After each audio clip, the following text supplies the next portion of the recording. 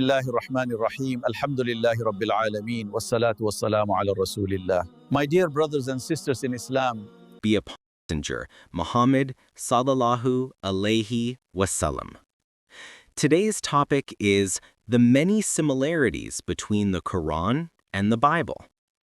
When we compared the two major revelations, the Qur'an, the last and final revelation, and the Bible, the holy scripture of the Christians, we find that there are numerous similarities which help us build bridges of understanding. 1.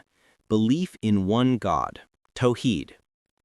Bible, Book of Deuteronomy 6:4, says, "Hear, O Israel, the Lord our God, the Lord is one." Gospel of Mark 12:29, Jesus, peace be upon him, repeats the same. Qur'an, Surah Al-Ikhlas 1:12:1, says, "He is Allah, one." Both scriptures affirm the oneness of God. 2. Prohibition of Idolatry.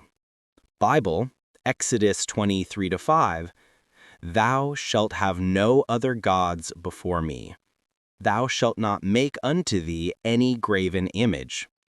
Qur'an, Surah Al-Baqarah 2:22, "Do not set up rivals unto Allah while you know." 3. Prophethood. Both books mention prophets as righteous men chosen by God. Bible, hundreds of verses narrate stories of Noah, Abraham, Moses, David, Solomon.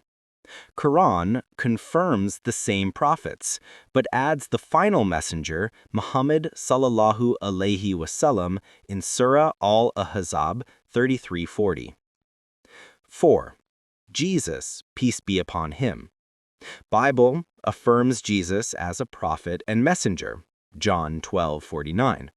Qur'an, Surah Maryam 19:30, "I indeed am a servant of Allah. He has given me the scripture and made me a prophet,